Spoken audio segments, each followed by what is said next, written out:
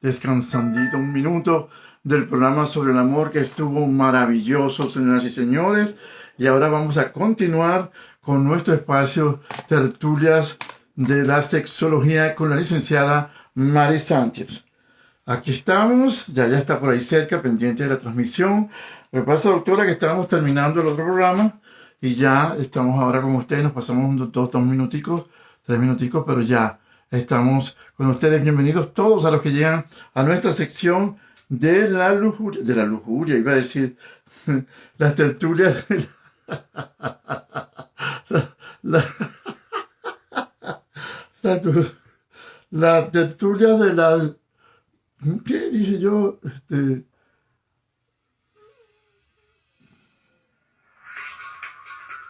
Ajá, Mari 3MB, Mamacari, no sé, Belmar, Junior, Roberto Belmar, ajá, perfecto. Deme unos minuticos y ya le doy el pase para que llegue más gente a la sala. Están llegando los seguidores de las tertulias sexológicas. Vamos a ver cómo nos va hoy en el nombre de Dios. Vamos a escuchar un poquitico de música. Estamos celebrando el Día de la Amistad y el amor y la amistad hoy con toda esta gente maravillosa.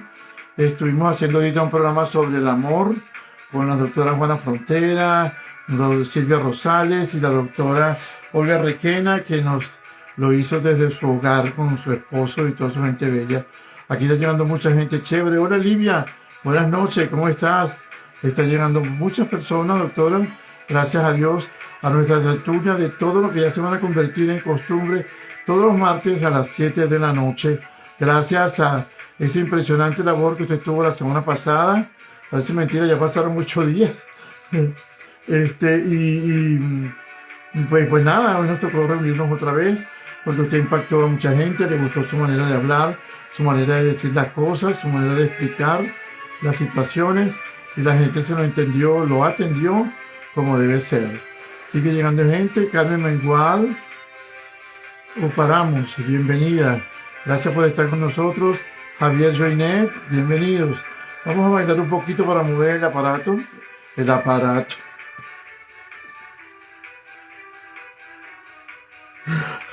A mover el esqueleto, no a mover el aparato, qué locura. Señores, gracias por estar con nosotros en Nino Ferrer TV. Por favor, los invito a que conozcan nuestro canal de televisión, @Nino Ferrer TV en YouTube. Ahí hay más de 100 y tantas entrevistas que las van a pasar muy bien viéndolas. Vean la que más les guste, denle su opinión, toque la campanita para que reciba toda la información de lo que hacemos semanalmente. Gracias, muchísimas gracias. Ya somos 51.300 seguidores. Por fin nos cambiaron el número. Entonces, ya estamos aquí con ganas de llevarles buena información a todas y todos ustedes. Hoy tenemos un tema muy interesante y sabemos que la doctora Sánchez los va a tratar, lo va a hacer con mucho cariño. Vamos a darle el pase a ella ya. Teresa Rumbo. Vamos a dar el pase a nuestra licenciada Beatriz Vegas, es que sigue llegando gente. Es chévere para que comencemos de una vez. A ver.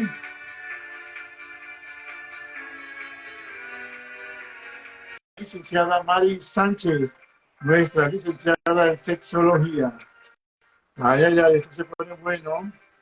Estamos creciendo, vamos subiendo. Ya, oye, feliz día a todos, feliz día del amor y la amistad.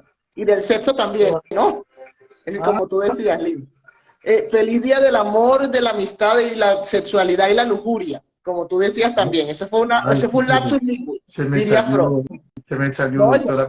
Está bien, ¿no? Estabas hablando de los lenguajes del amor y el lenguaje del amor también tiene que ver con las caricias, con los besos y con el erotismo, ¿no?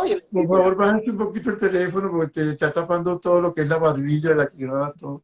Perfecto. Bájalo un poquito si puede. Perfecto.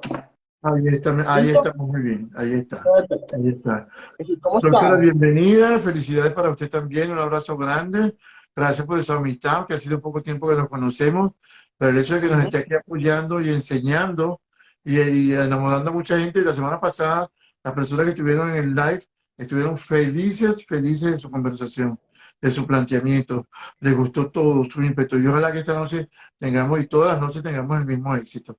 Así que gracias, gracias, gracias. Y sé que el tema de hoy es muy interesante y también tiene que ver con el amor, con el amor, con el Por amor. supuesto, hoy vamos a hablar, yo estaba viendo un poco el live anterior y ellos hablaron un poco del amor y el afecto, ¿no? Yo me voy a dirigir hoy más a las variantes propias de la sexología con respecto a la pareja, ¿no? A la pareja y diferentes manifestaciones de las relaciones, que es importante y que es interesante también manejarlo, ¿no? Ajá, entonces un poco como en esto, Lino, una de las cosas que es importante es quizás definir, la gente habla mucho de pareja, habla mucho de relaciones, ¿no? Y la pareja es una dupla o un sistema. Es decir, es un sistema donde unas personas, un varón, una hembra, hembra o un varón, varón, recuerdan o acuerdan tener una vida en común y crear ciertos compromisos y ciertos acuerdos, ¿no? Desde ese proceso, en ese sistema, hay varias variantes importantes, variantes religiosas, variantes culturales. No vamos a hablar de parejas únicas o irreversibles, sino que hablamos de variantes como personas hay y como también características de personalidad, ¿no? Y también como variantes efectivamente a nivel de la sexualidad y el erotismo. ¿Qué es importante en esto? Una de las cosas, yo voy a, antes de entrar en materia un poco de algunos de los factores que quiero, como hoy 14 de febrero, Día del Amor y la Amistad y Día de efectivamente los encuentros, es trabajar el hecho de que una de las cosas que dicen tanto terapeutas de pareja como sexólogos es que una de las relaciones más complejas y más frágiles es la pareja, ¿sí? Tener el encuentro con una persona, el poder mantenerse en el tiempo, el poder mantener efectivamente la alegría de estar juntos, el amor, el deseo, es algo que no es fácil de llevar, que se tiene que construir constantemente, ¿sí?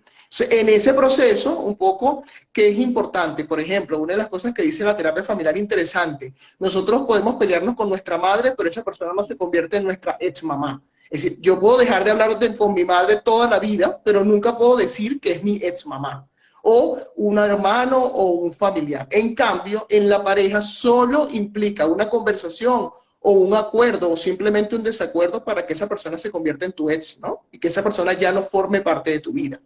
Entonces, una de las partes que es importante dentro de la sexología, me voy a dirigir un poco a un modelo, que no es el modelo único dentro de la sexología, pero que implica uno pensar que una persona o unas personas o un grupo o un sistema cumplen con la definición de pareja.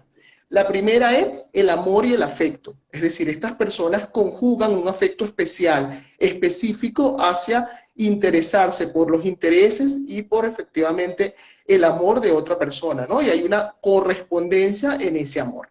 No obstante, aparte, en algunos casos la pareja también desea, y muchas veces cuando se consolida, hay un proceso de ¿qué? De deseo de reproducción.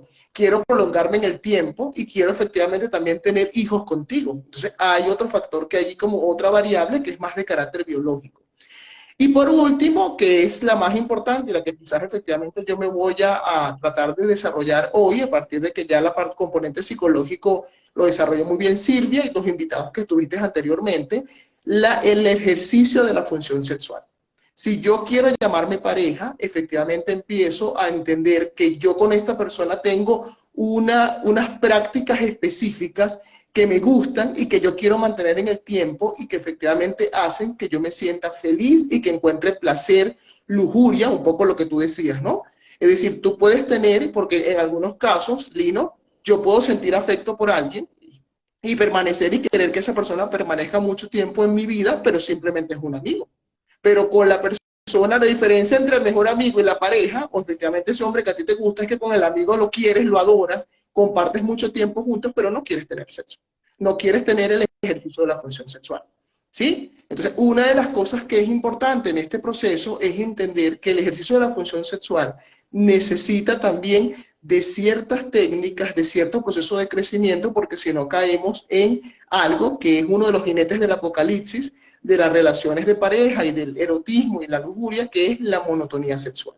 ¿Sí? Un factor importante en este caso es la monotonía sexual como que esa práctica erótica y sexual que se vuelve predecible, que es rutinaria, que efectivamente llega un momento que no hay ninguna variante, es decir, acostarme o tener relaciones sexuales o el ejercicio de la función sexual con alguien se convierte en algo que yo puedo predecir todo lo que va a pasar. Cuando pasa eso, sobre todo en parejas de larga data, llega un momento que efectivamente entre comer y dormir y tener el ejercicio de la función sexual, a veces prefiero dormir, ¿no? Y entonces empiezan los dolores de cabeza, empiezan las excusas donde simplemente me duele la cabeza, hoy no, pasado mañana, ¿sí? ¿Por qué? Porque tengo mucho trabajo, porque estoy estresado y lamentablemente el ejercicio de la función sexual pierde el sentido de erotismo. Que es importante aquí, yo quiero como tenerle muy claro a las personas. Hay una frase que a mí me gusta decir, que amar no basta. Yo puedo amar mucho a alguien, pero si efectivamente no alimento el ejercicio de la función sexual, sino alimento la creatividad desde el punto de vista sexual, esa persona puede tener cualquier vínculo, pero quizás deja de ser mi pareja para convertirse. La semana pasada había gente que escribía, por ejemplo, vivo con esta persona, pero ya no tengo vida sexual, es mi hermano, es un compañero, es un roomie, ¿no? Pero realmente es mi pareja, no, porque efectivamente en muchas ocasiones el deseo sexual empieza a empieza a perderse, ¿no? Y entonces hay una cosa que en algún momento yo di un taller que me gustó mucho y la gente le entendió mucho, es como lo que callan los sexólogos, ¿no? ¿Qué cosas callan los sexólogos en la consulta, ¿no? Y una es que muchas veces hay máximas muy tristes, ¿no? Como el deseo se ha esfumado, ya yo no siento deseo por esta persona. La quiero mucho, tenemos hijos en común, hemos hecho proyectos, hemos generado efectivamente algún patrimonio, pero realmente no quiero tener el ejercicio de la función sexual porque se volvió monótono y rutinario. ¿Sí? Pero eso es bien difícil de aceptar y de asumir, dígame. Y si la otra persona está enamorada todavía del compañero o la compañera que lo está dejando, eso es un sufrimiento solamente porque no lo satisface sexualmente. No se puede conversar, no se puede buscar soluciones, ¿no? Claro, por supuesto que se puede encontrar solución, pero muchas veces esa solución implica en decir la verdad, ¿no? Parte de las relaciones de pareja sana es tener confianza, es la capacidad de ser flexible, pero también la capacidad de tener honestidad, ¿no? ¿Qué nos pasó? Que tenemos 20, 30 años juntos, pero ya lo que muchas veces nos gustaba o nos atraía del otro, efectivamente se convirtió en algo que simplemente lo hacemos porque parece que las parejas lo hacen, ¿no? De hecho, hay muchas personas que también dicen una máxima en la consulta: soy infiel porque no tengo sexo con mi pareja o porque no tengo el ejercicio de la función sexual. A veces son excusas reprochables, pero a veces también son realidades, ¿no? Llega un momento donde el estrés, hay una N número de aristas, como también la confianza. Hay personas, Lino, que como tú dijiste, se basan en el hecho de que ella me quiere o él me quiere y eso basta. Es decir, el afecto es una variable importante de la pareja, pero el ejercicio de la función sexual es otra variable importantísima y necesaria a lo largo del proceso de nuestra vida. Nosotros nacemos sexuados y morimos sexuados, ¿sí? Pero llega un momento que creemos que efectivamente el rol de papá, el rol de compañeros de vida puede sustituir el amante, ¿no? Efectivamente hay una cosa que dice Jorge Bucay, lo recuerdo mucho en este momento, cuando dice que todos los seres humanos tenemos que tener amantes, ¿no? ¿Y qué significa amantes?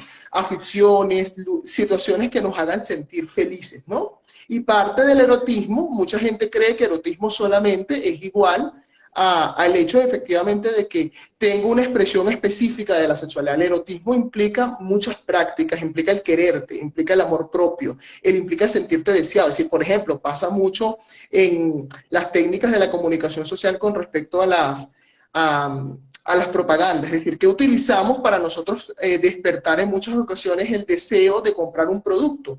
Despertamos deseos propios efectivamente de un componente sexual. Vamos a colocar a lo mejor una mujer muy atractiva o un hombre muy atractivo tomando alguna bebida y eso también va a tener una asociación con el placer de ver a esa persona tomando esa bebida, pero también es atractiva para nosotros, ¿no? Entonces, el erotismo tiene que ver con atracción. A veces por confianza, Lino, a veces por creer que esa persona me quiere mucho, yo me olvido de erotizar a esa persona y me olvido de volverme. Ya es otra cosa.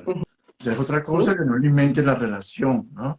No se puede dar el caso de que, aquí yo pensando mal, vamos, pues yo tengo mi pareja y tengo este problema que usted está planteando, que no me satisface, no me llega, no me llena, y entonces si de repente mi esposa me aparece una noche con un negligé así toda sexy, con el busto casi afuera, haciendo unos contorneos y una cosa. Uno no puede llegar a pensar, bueno, ¿y a esta qué le pasa? ¿A dónde se fue? ¿Con quién se está viendo? Eso no es posible que ocurra también en el pensamiento del Claro, hombre.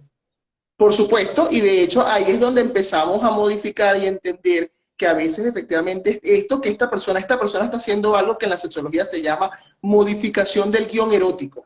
Esta mujer en 20 años de mi vida nunca se vistió como una enfermera y hoy apareció vestida de enfermera, ¿no? Ajá, ¿Qué ajá, le está por pasando? ejemplo, por ejemplo. Por ejemplo, hay estereotipos sexuales, ¿no? Esta se volvió vieja y ahora se volvió loca y ahora quiere hacer cosas que normalmente no hacía, ¿no? Entonces, Perfecto. aquí es un poco romper, una de las cosas que es importante de la sexología es romper con patrones y prejuicios que son propios de un componente sociocultural. ¿Quién te dice a ti que no está permitido crear el erotismo, cambiar de estilo y tener diferentes necesidades a medida que vas pasando el tiempo, ¿no? ¿Sí?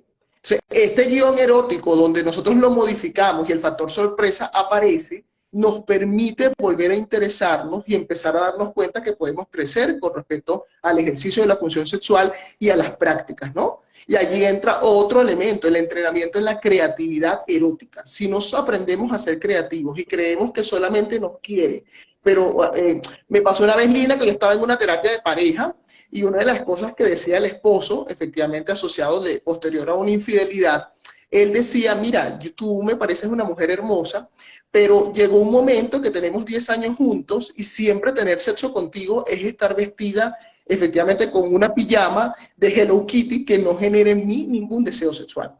¿Sí? El primer impacto de cuando esta pareja dijo esto, la mujer se sintió irrespetada, se sintió que efectivamente era muy duro lo que él estaba diciendo, pero cuando vio la necesidad que esta persona le estaba diciendo, es decir, tienes un cuerpo hermoso, pero te escondes en la confianza de que tengo frío, me pongo la mediecita de viejita y lamentablemente no creas erotismo.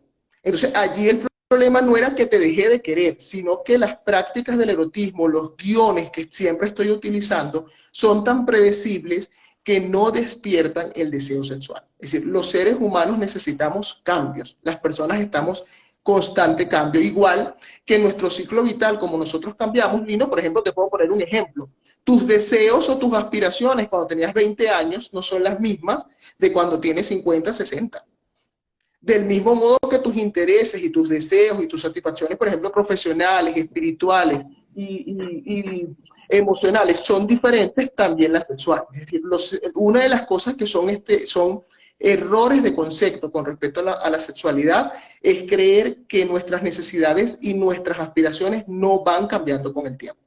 Si no si fuera eso así, Lino, no pasaría que cuando apareció la película, las sombras, ajá, las sombras de Grey, no, las sombras, ahorita no recuerdo, las de Grey, ¿no? Las anatomías de Grey. No, ese es no, como, ahorita cuando lo recuerde, que fue una película de un boom erótico donde muchos sacaron varias expresiones de esta película. ¿Qué pasó? ¿Qué despertaba esa ética? Era lujuria, era erotismo, era efectivamente algo más carnal, algo asociado al deseo y muchas de las del cine se dedicó efectivamente y cuáles eran las propagandas, es decir, vas a sentir deseo cuando veas la película, vas a sentir erotismo, ve con tu pareja, es decir, te hablaban un poco de efectivamente la expresión de un guión erótico diferente o creativo a través del séptimo arte, ¿no? Entonces, Yo necesito que para que esos cambios empiecen a dar y sean aceptados en la relación, tienen que tener una conversación ellos dos o con una planificación de que vamos a hacer esto, a ver cómo, ¿qué te parece si hacemos esto? Vamos a hacer una fiesta para dos esta noche aquí en la casa. ¿Entiende? Ya va. Déjenme ver, aquí están diciendo algo, un momentico. Aquí dice, señor Lino, saludos desde Madrid. Una pregunta, que si yo tengo un guión erótico, erotismo o deseo pasión. Eso forma parte de mi vida privada.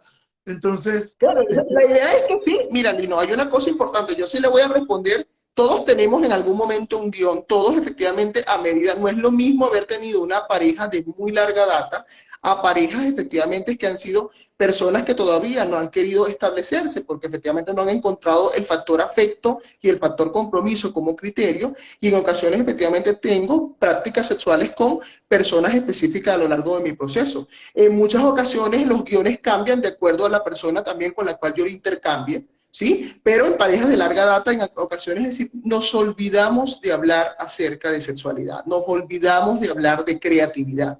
Creemos que solamente amar implica genitalidad. Ese es otro factor que tenemos que empezar a discutir, ¿no? La genitalidad va a ser, muchas veces nos centramos en la genitalidad, en el coito, y nos olvidamos que existen prácticas sexuales muy placenteras que no necesariamente terminan en genitalidad siempre, ¿no? Y ahí vamos a encontrar un término que me quiero que ustedes aprendan. Cuando yo no estoy enamorada, cuando efectivamente no quiero reproducirme con nadie, pero soy una adulta sexualmente activa y necesito, tengo deseo sexual, yo puedo llegar a tener algo que se llama en sexología amigo operativo. ¿Qué significa ser un amigo operativo? Un amigo que opera solo para el ejercicio de la función sexual. ¿Sí? Porque aquí vamos a desmontar esta visión idílica de la vida sexual y de la pareja, porque efectivamente hay personas que por viudez, personas por divorcio, no quieren en algún momento de su vida comprometerse efectivamente con nadie, pero necesitan el ejercicio de la función sexual. Y pueden encontrar personas que están en las mismas condiciones y bajo los mismos acuerdos y nos convertimos en amigos operativos. Es decir, ¿para qué operamos? Solo para tener el ejercicio de la función sexual. ¿Sí? Yo soy capaz de llamarte y de decirte, efectivamente, hoy quiero compartir contigo. ¿Qué quiero compartir? Erotismo y placer. ¿Me quiero casar contigo? ¿Me quiero enamorar de ti? No, en este momento no. Y a lo mejor nunca pase.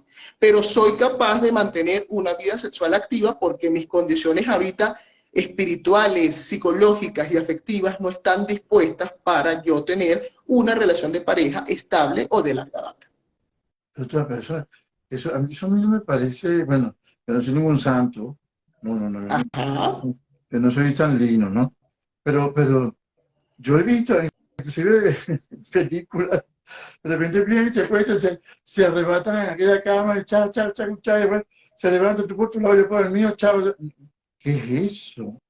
O sea, ¿cómo puede ¿Qué es un ser eso? humano así tan Personas frío? que en algún momento, es decir, acuérdate que el ciclo vital determina y las diferencias individuales existen, Lino. Y en ocasiones, efectivamente, a lo mejor es un componente más sociocultural, religioso, que real, ¿no? En muchas ocasiones hay personas que no están ahorita con deseos de comprometer, salieron de una relación a veces efectivamente muy dura, de larga data, salieron de un divorcio, yo tenía una paciente que era viuda y quedó viuda muy joven, una mujer de 40 años, y efectivamente ahorita ella está viviendo su duelo y está viviendo su proceso, pero en algún momento, desde este proceso ya lleva un año sin la presencia de su esposo, el deseo sexual volvió. Hay frustración, hay deseos, pero ella dice, no me siento aún preparada para comprometerme, porque también hay hijas pequeñas de por medio desde el punto de vista afectivo, pero sí quiero el ejercicio de la función sexual. Entonces, censuramos a la persona y le decimos, eso no me parece, o socialmente quizás se vea mal, o le permito a esa persona de empezar a tener ciertos acercamientos, previo acuerdo, previo revisión, a veces también allí yo voy a ser como bien sólida en hablar de la salud sexual, en saber que esa persona está sexualmente sana, no hay ninguna infección de transmisión sexual y tenemos el acuerdo de intercambiar afecto. ¿Hay personas que pueden tener el ejercicio de la función sexual sin afecto? Sí. Y muchas veces lo tienen claro que son amigos operativos. ¿Sí?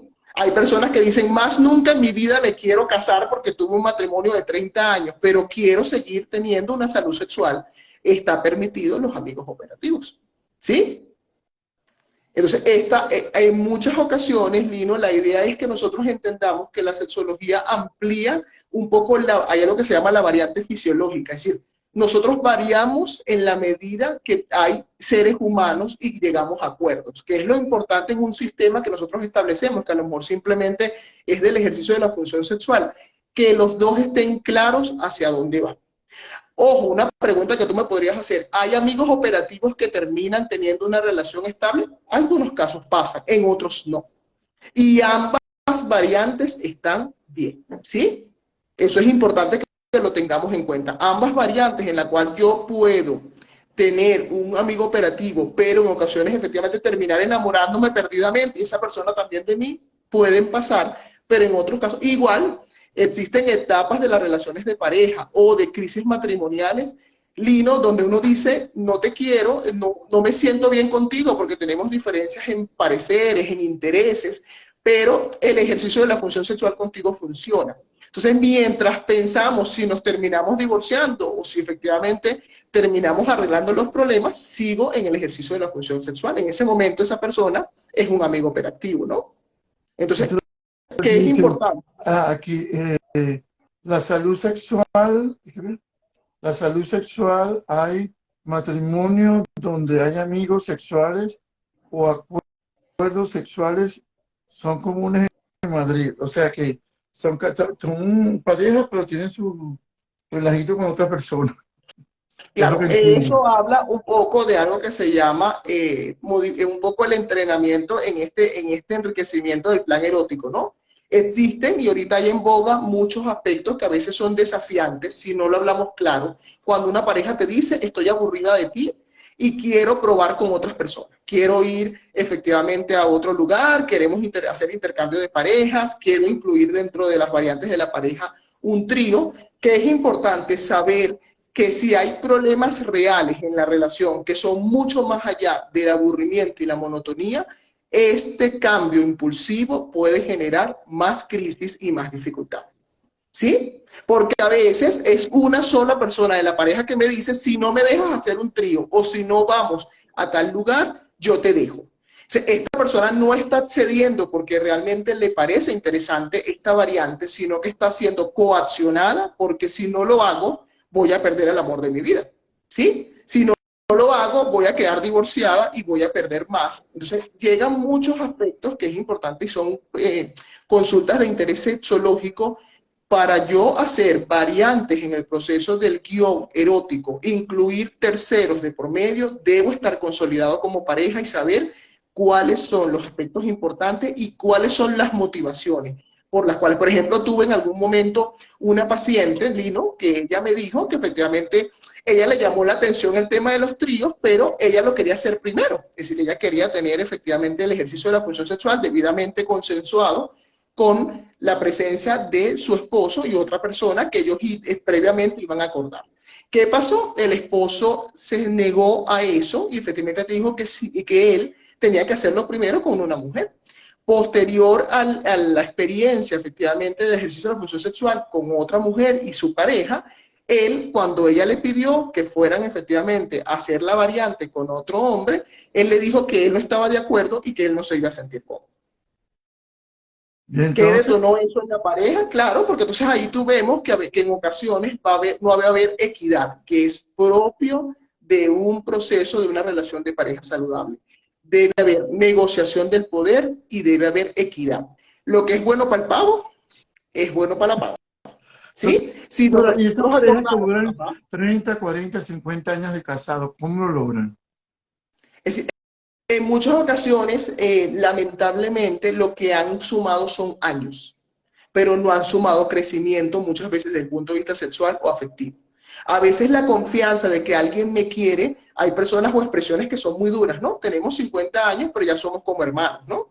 Ya esa persona no es mi pareja, ya esa persona es mi hermana. Ya nos dormimos juntos, es decir, tenemos 30 años de casados, pero realmente después que dejamos de tener hijos, ya no dormimos juntos. No me interesa porque ahora él ronca, me da fastidio. Entonces, en muchas ocasiones hay parejas que efectivamente logran, son acumulación de años, pero no aprendizajes y placeres. También vamos a tener una variante. Hay parejas que sí tienen claro que el plan de enriquecimiento erótico es constante y como a mí me gusta cambiar de apariencia y me gusta cambiar de intereses y me gusta tener más dinero y tener más propiedades, también quiero tener más placer. Y allí vamos a encontrar un factor importante, Lino, que se llama, la metáfora que uso se llama la cronología sexual. Cuando tenemos 20 años, nosotros estamos llenos de hormonas, es decir, tanto hombres como mujeres, los hombres llenos de testosterona y de virilidad, las mujeres llenas de progesterona, y el ejercicio de la función sexual es casi que a veces nuestra meta, ¿no? Descargar placer, descargar lujuria. Cuando llegan los 30, empieza la palabra que a veces media entre ese deseo que es la responsabilidad.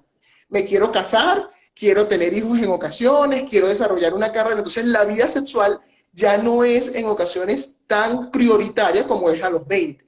Posteriormente empieza a los 40 y en los 40 casi siempre en proyectos de vida exitosos ya hemos alcanzado muchas de las cosas que queríamos. Somos profesionales, hemos generado un patrimonio, tenemos a lo mejor hijos o tenemos por lo menos una relación consolidada y nos volvemos a preguntar en ese momento a los 40 es ¿qué más queremos? Y una de las preguntas que son importantes hacerse con respecto al ejercicio de la función sexual es ¿qué no he hecho? ¿Qué quiero aprender? ¿Y qué quiero experimentar? ¿Sí? De hecho, hoy yo traje un poquito, ahí te voy a leer algunas preguntas que son interesantes con respecto al que hay que hacérselo en pareja, cuestionario de autoconocimiento erótico, ¿no? Por ejemplo, una cosa importante, preguntarse de vez en cuando qué es lo que más me gusta de mi cuerpo, es decir, a la edad que tengo, qué es lo que más me gusta y qué es lo que menos me gusta. A lo mejor efectivamente cuando tenía 20 me encantaba mi abdomen, pero después de haber tenido 3 hijos, a los 40 no es tan fácil, ¿no? Decirlo, entonces a veces cambia. Entonces a lo mejor mi pareja, cuando yo tenía 20, efectivamente el tocar mi abdomen era un punto de honor para mí, pero cuando tengo 40 no lo es. Y me encantaría que tocaran otras zonas. ¿Por qué? Porque esa zona se volvió conflictiva para mí. Pero si no nos preguntamos y si no hablamos de eso, Lino, se convierte en una relación tácita. Una de las cosas que forma parte de la terapia de pareja es esos acuerdos. Es decir, una de las cosas que yo le digo a mis pacientes, algo que me gusta mucho de algunas bodas de la cultura estadounidense son los votos, ¿no? La gente se toma el tiempo de, cuando te estás casando, de crear votos, de decir, voy a serte fiel, voy a cuidarte, voy a mantenerte. Pero en otras culturas y en otros momentos, cuando tú llegas a la terapia de pareja y le preguntas cuáles son sus acuerdos. Es decir, los dos guardan silencio y dicen, pero eso no es algo que debería suponerse, ¿no? Tú tienes que hablar constantemente qué es lo que te hace permanecer junto a lo largo de los años. Es decir, los 14 de febrero, aparte de mandar la fotico, aparte de decirte que te quieres mucho, a veces deberíamos tenerlo como ejercicio, preguntarse qué hemos crecido, qué hemos aprendido y qué nos falta por crecer, ¿no? Entonces, en este proceso de autorreconocimiento, preguntarte con qué frecuencia tengo pensamientos eróticos. A lo mejor mi pareja tiene pensamientos eróticos todos los días. En cambio, a lo mejor a mí me pasa solamente 2 veces a la semana. Entonces, allí vamos a encontrar aspectos que van a ayudar o van a interrumpir el proceso del ejercicio de la función sexual. ¿Sí? Si mi esposo siempre está pensando en el erotismo y en la sexualidad, pero yo solamente pienso 2 veces a la semana, no es que a mí no me guste, sino que efectivamente solamente 2 veces a la semana coincidimos con el hecho de que haya pensamientos eróticos. ¿Sí? Entonces, otro factor importante es qué fantasías sexuales he podido cumplir a lo largo de mi vida, qué fantasías sexuales me falta por cumplir. A veces, efectivamente, en la pareja, aunque tenemos años casados, nunca nos preguntamos si todas las fantasías y todos los deseos que hemos tenido lo hemos podido cumplir. Además, la televisión, las películas eróticas y románticas nos abren un abanico de posibilidades que a veces uno no se imagina que son posibles y que cuando las ves te llaman la atención y a veces es importante que en la pareja se hable, ¿no? Lo que tú dices, la asertividad sexual, la capacidad que tenemos los seres humanos de decir cosas acerca del desempeño sexual. Por ejemplo, una de las cosas que es importante cuando nosotros hemos tenido el ejercicio de la función sexual, ¿cuántas veces las parejas nos preguntamos qué nos gustó? Del 1 al 10, ¿cuánto le pondrías a este ejercicio, ¿no? A este ejercicio de la función sexual. A veces a lo mejor es 20. Tú dices, no, de 10 le pongo 20 o 100. Pero hay días que te dices, le pongo 8.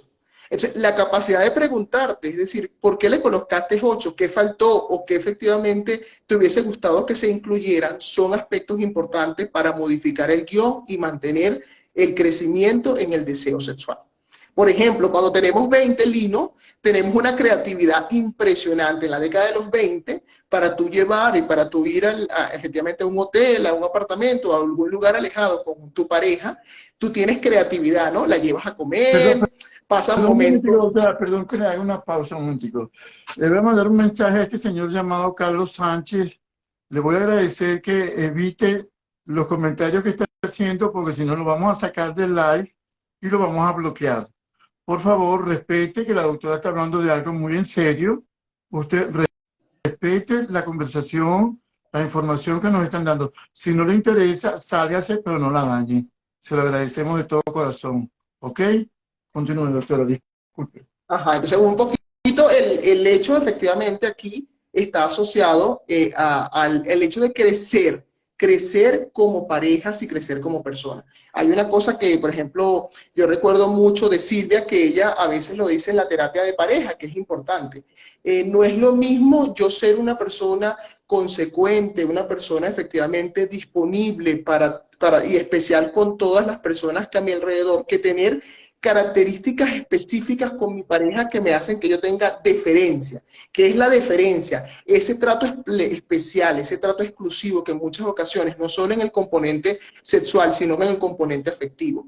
Hay otra variable que a mí me parece importante en el ejercicio de la función sexual, que es la intimidad.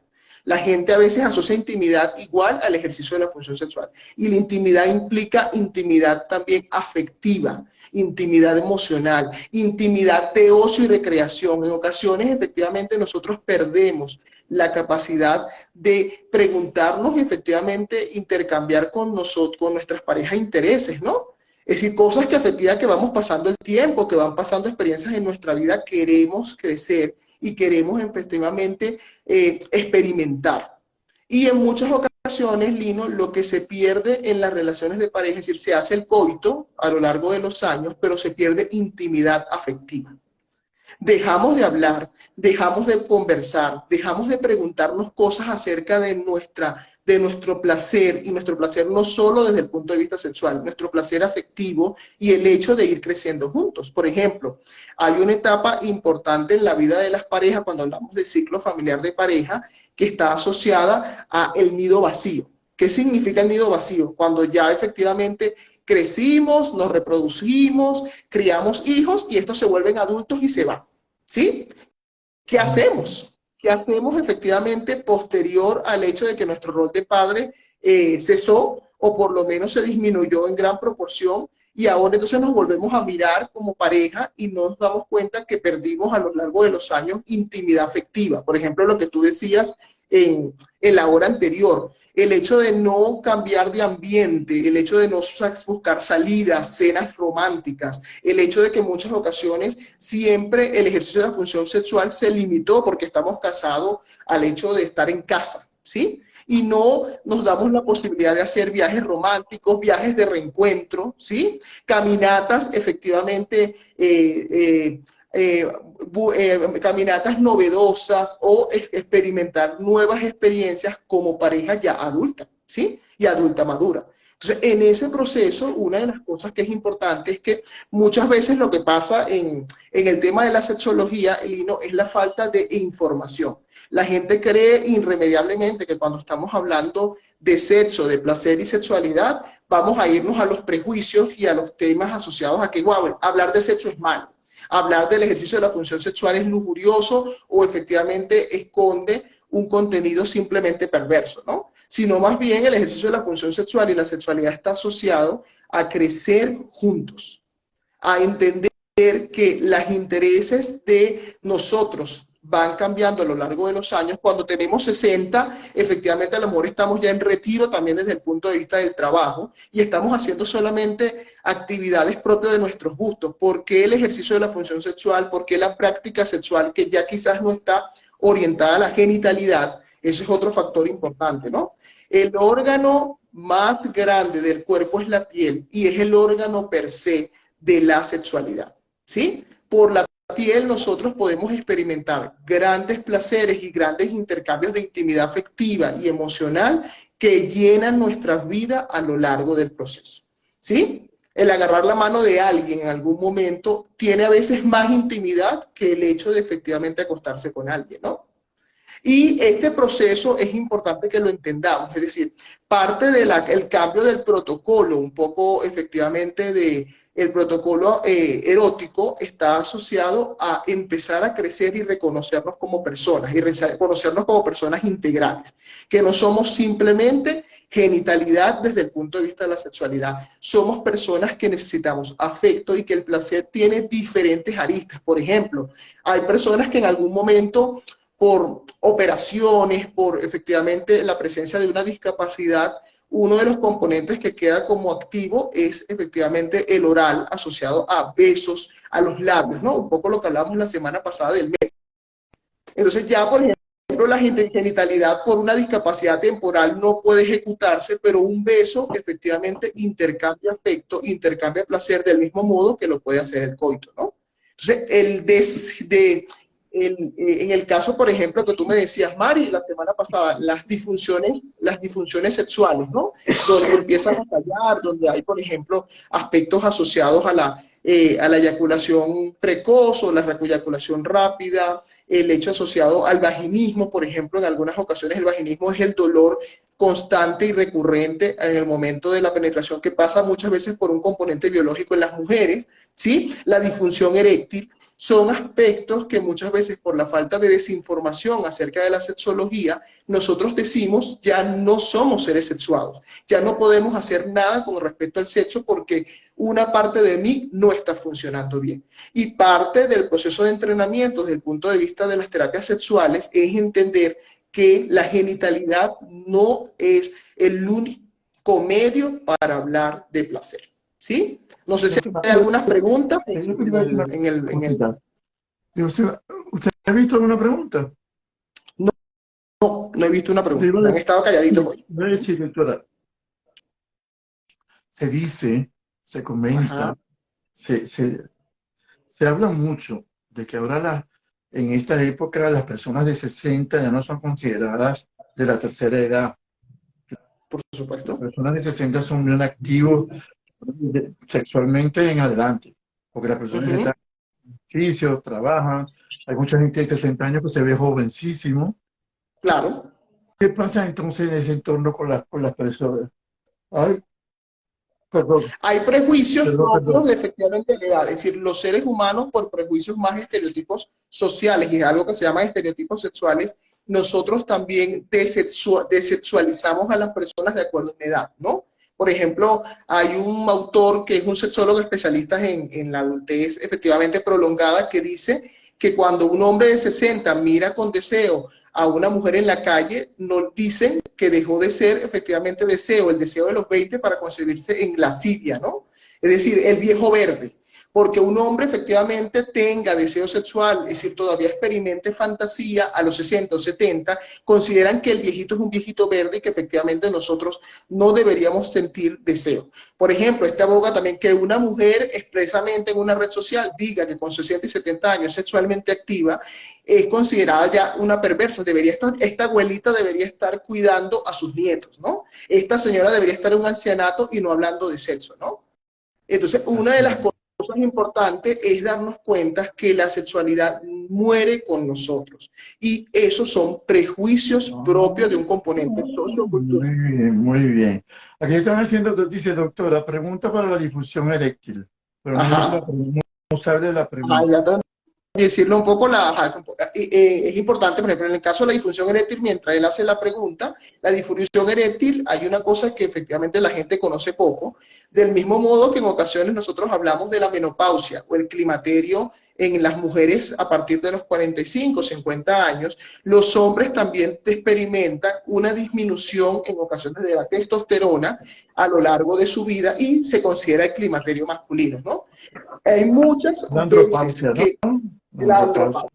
Entonces, la disminución de esa hormona del andrógeno, ¿no? Y un poquito la disminución efectivamente de la testosterona que produce en ocasiones, primero, disminución de la masa muscular y en ocasiones efectivamente produce, que en algún momento, en algún live lo vamos a tratar, que se llama el síndrome del hombre gruñón o de la irritabilidad masculina.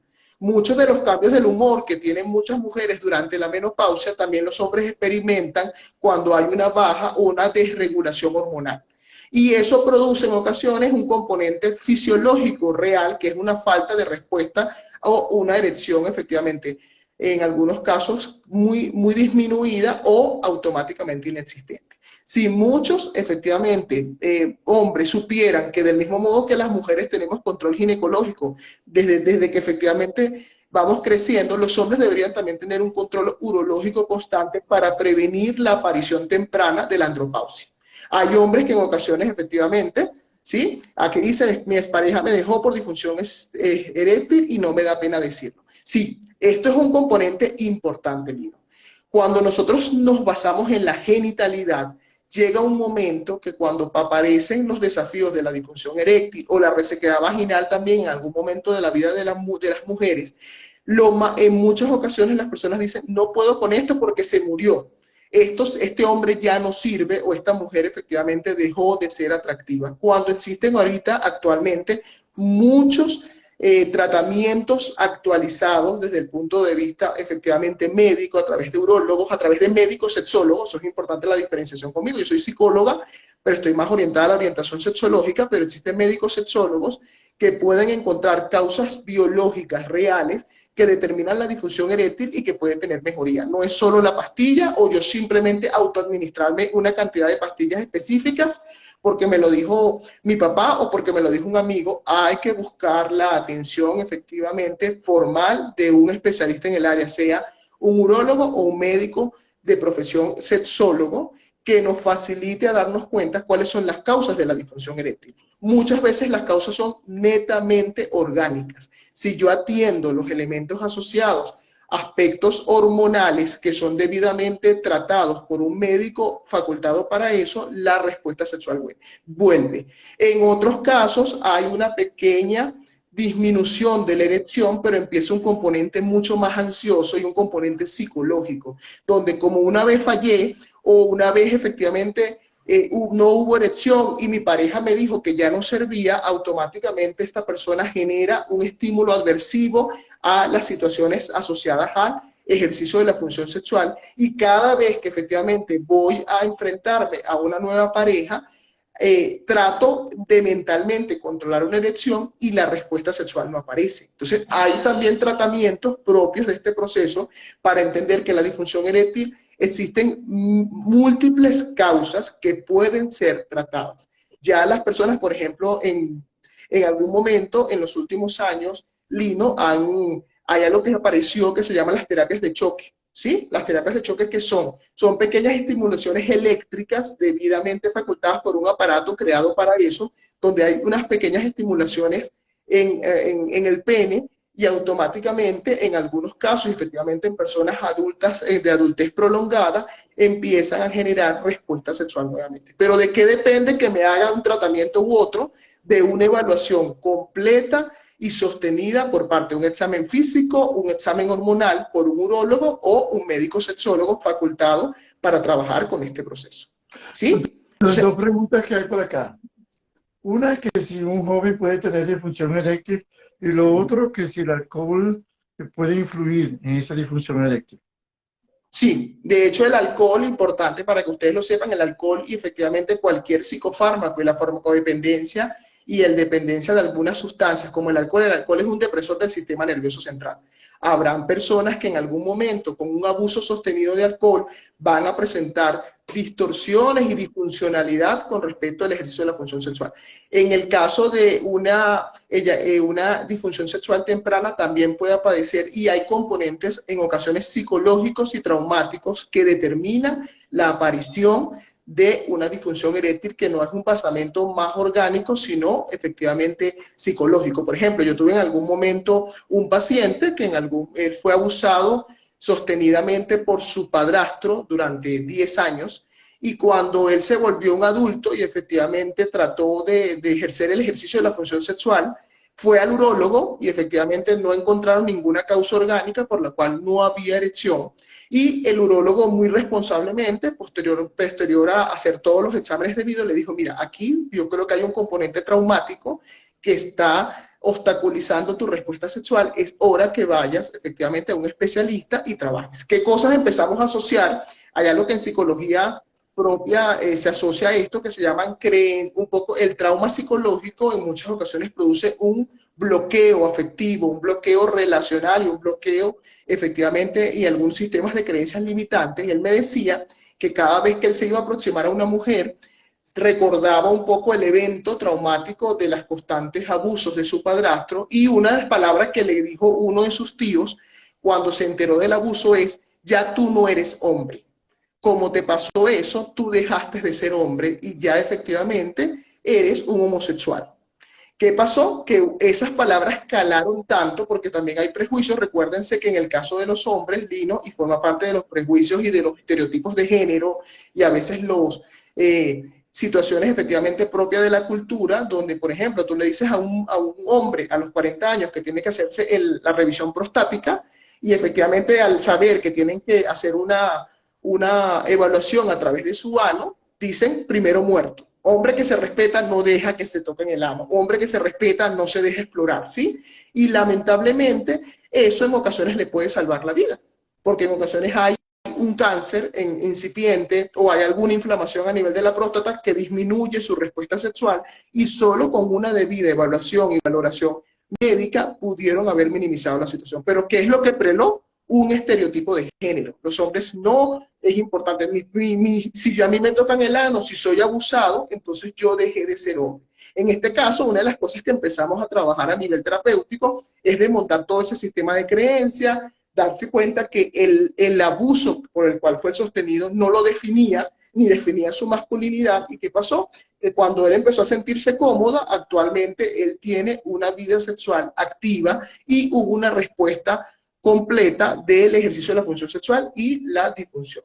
Que es importante, una de las cosas que no quiero dejar de lado al compañero que confesó esa situación tan dura, ¿no? Con el hecho de haber sido abandonado por su esposa, la importancia de que cuando empiezan algunos elementos asociados al ciclo vital, como la disfunción eréctil, la resequedad vaginal, el hecho de trabajarlo como equipo, de hablarlo en pareja y de buscar ayuda va a ser importantísimo para encontrar solución.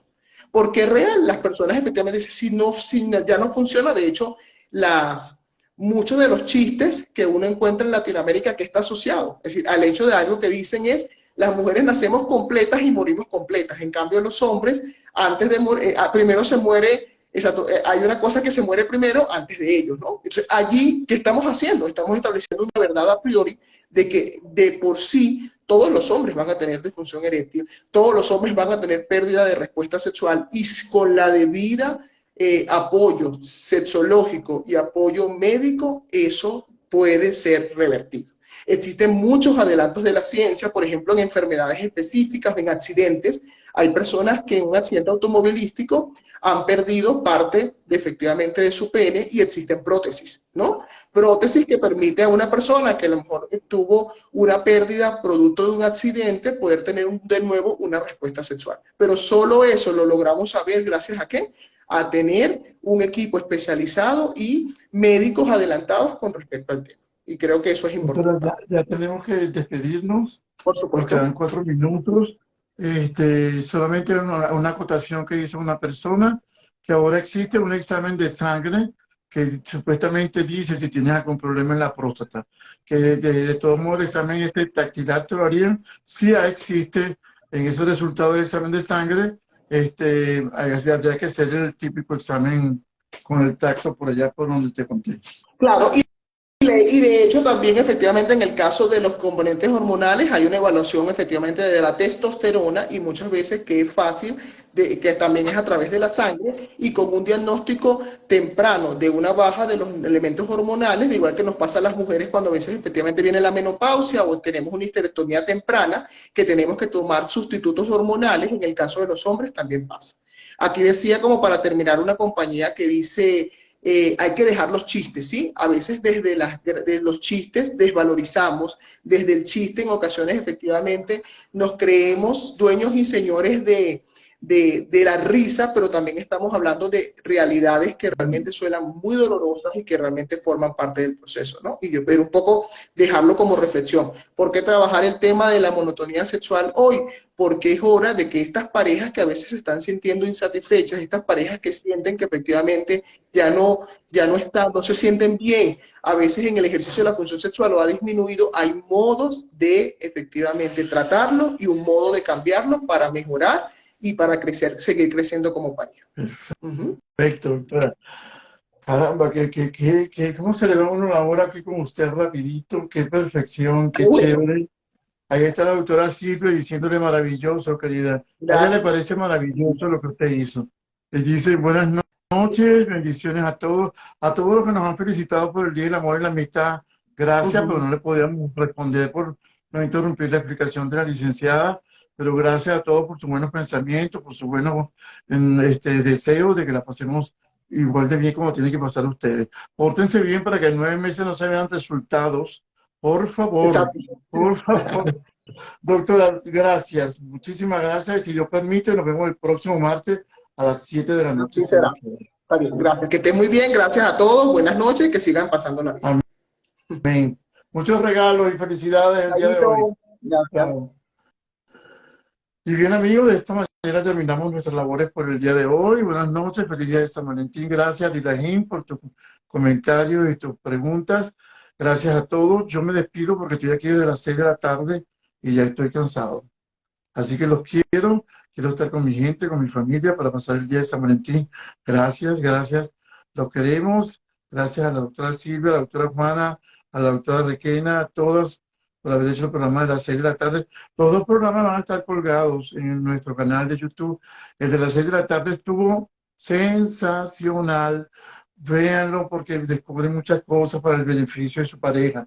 Señores, hacemos así estas secciones no porque queremos ganar seguidores o nos ganamos seguidores como sea, sino para educarlos a ustedes. Dice, noviecito, feliz día de la amistad. Hola, mi amor, me tenías abandonado, noviecita.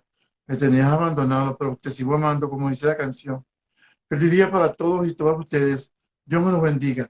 Muy buenas noches y que el amor perdure por siempre.